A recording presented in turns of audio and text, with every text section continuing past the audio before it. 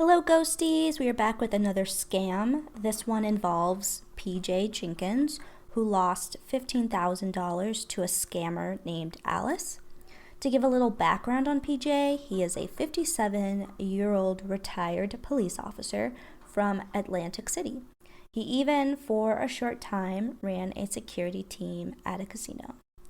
Jenkins does pride himself on his detective skills, even though we won't really see those play out in this case. But this was a classic pig butchering scam where the scammer spent months building trust with him to make him feel more comfortable sending money. So he did try to do some research, and we'll get into that later. But the scam had taken place over such a long period of time that he really thought he could trust the person who scammed him. And so whenever you get feelings involved, sometimes our judgment goes out the window. And if you are interested in learning more about like pig butchering scams as a whole, I do have a video on that you can watch if you go to my channel. Jenkins and Alice began chatting on WhatsApp after matching and spent weeks getting to know each other. They spent lots of time talking about their families, life, and just the simple things that make up every day. They even talked over video.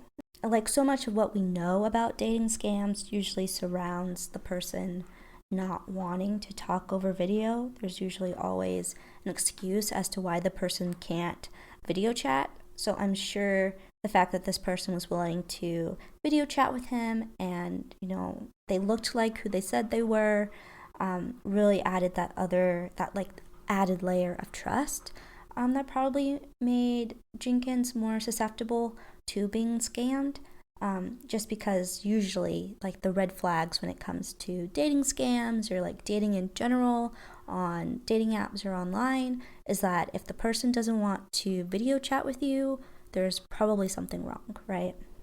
And so, on the surface, everything seemed like it was a real potential match.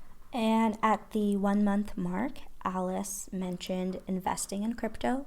Specifically, she talked about liquidity mining, where people can rent assets to other players.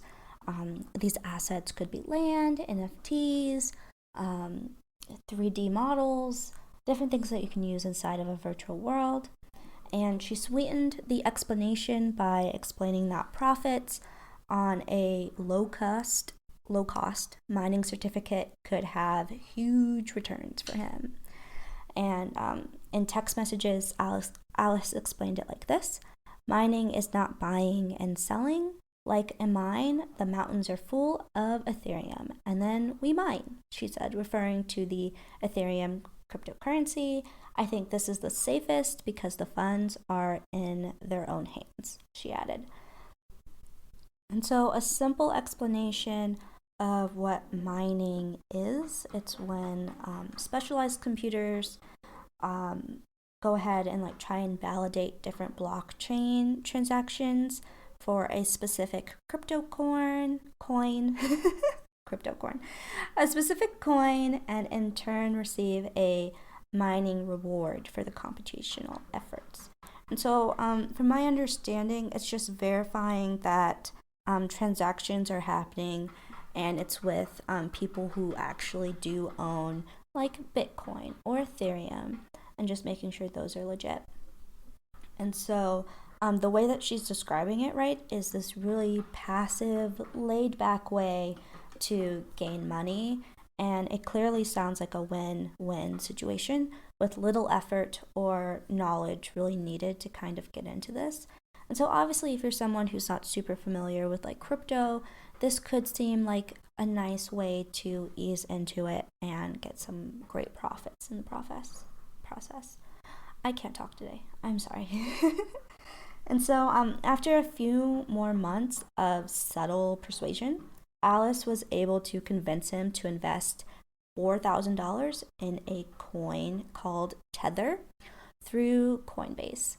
And here is probably what added another layer of security for him, because Coinbase is a trusted crypto investment app. I mean, they had a commercial on the Super Bowl, right? It's definitely somewhere that has gained a lot of trust with the public. And so Jenkins did try to do his due diligence and research on Coinbase and mining, and everything seemed to be legitimate. And for a lot of situations, it is, right? But since the blockchain isn't regulated, it's really easy for scammers to replicate the real deal. And so even though he's on the certified site, Coinbase, and you can mine and people do mine, in this case, Alice was just kind of manipulating the whole situation, so it worked in her favor. And so once he had invested his money in Coinbase, he then invested his coin into a liquidity mining site that Alice had suggested. And obviously, red flag. This is the moment, if you didn't know, where the scam becomes the full-on scam, and it's not kind of living in this gray space of, well, maybe it's legit. No, this is where the scamming full-on is 100% in play. And so he invested his money into the site that she suggested, and he even tested like withdrawing his money in and out just to make sure he could and that he still had control over the money. And when he felt like, it's legit, he has control over it, he decided to continue adding money into this site. And so he did that, and he kept adding money until he reached that $15,000. And he said throughout this time that he could see different profits and returns, and his money was rising, and it looked like the investment was growing. And so because he felt so comfortable, with Alice and the investments so far, he actually went ahead and encouraged his family to invest as well. He asked a few of his nephews to put in money.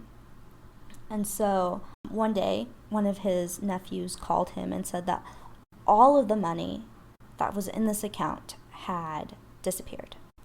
And when Jenkins went to check his own money, it had also disappeared.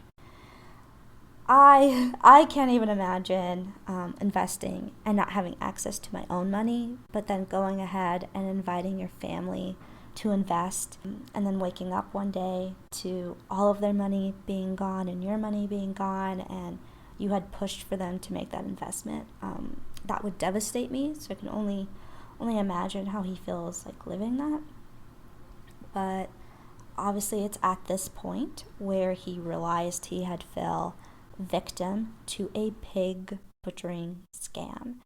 And there actually wasn't a thing called a mining certificate. That is fake. It's not real. And, keeping in mind, mining is real, but the certificate was made up by Alice, and he actually went ahead and signed a smart contract that gave Alice all rights to his money. And so that makes it very hard for Jenkins to go through like Coinbase or the crypto coin Tether to tell them that this was like a fraudulent transfer, because he did sign that smart contract transferring the rights of his money to Alice. And just in case you are unclear, smart contracts can't be interfered with by the AI controller at all. Like once you sign those, that's done. It's over. And so that's the hard pill to swallow, isn't it? To be scammed and to still be able to see your money on the blockchain. He said that he can still see it on the site, right? It still exists. The coin is still there. Alice has just blocked him from being able to access it. And I'm sure that probably drives him crazy, knowing that it exists, it's there, he can see it, but he can't touch it. So that's really unfortunate. The Post was able to track other accounts similar to Jenkins that had ties to Alice, and turns out there were over 5,000 accounts that had been scammed. Each account had lost about $13,000 on average, which is a lot. That's a lot of money to just kind of like toss at something and to not really have that much knowledge. So if you learn anything from this, definitely do your own research and really, really look into the things that you're investing in, especially if it's going to be related to like crypto or the blockchain. But another victim named xoxo lost more than $25,000, and unfortunately $19,000 of that came from loans that he is still repaying. So that sucks that he actually took out loans. I'm sure those are, gathering interest, and over time that will be more. So that's really sad. And hopefully this can get resolved so Troy and Jenkins and the other 5,000 people that got scammed can get their money back. But as of now, the Federal Trade Commission estimates that Americans have lost about $750 million to crypto scams last year, and that number could continue to rise this year. And I just want to keep in mind and to do a disclaimer that there's nothing wrong with investing in crypto, but it is important to make sure that you protect yourself. And you can always do that by checking when the domain was registered, and avoid investing in newly created websites and platforms. Try and read those contracts and things that you are signing, because you could be signing away more than what you're aware of. Try to do as much research as possible, and keep in mind a few questions like how and what did you hear about the company, and is your source reliable and trusted? And then just keep your wallet secure. Never share your security key or your seed phrase, and use multi-factor verification as much as possible, because that will really protect you. And those are just some helpful hints and tips in case you are considering investing. I never want to convince someone not to invest. And on that note, that's the end of that story. There really isn't any resolution for those people. Like I said, they're trying to put together different task force to kind of regulate the blockchain and crypto, but it's such a sticky place to be. But hopefully they get more on top of it as crypto becomes more mainstream. We can develop regulations that still give the freedom and the value of having a decentralized system, but also helps people who do get scammed. And so that's it from me. Until next time, ghosties, don't forget to like this video and subscribe. See you next time.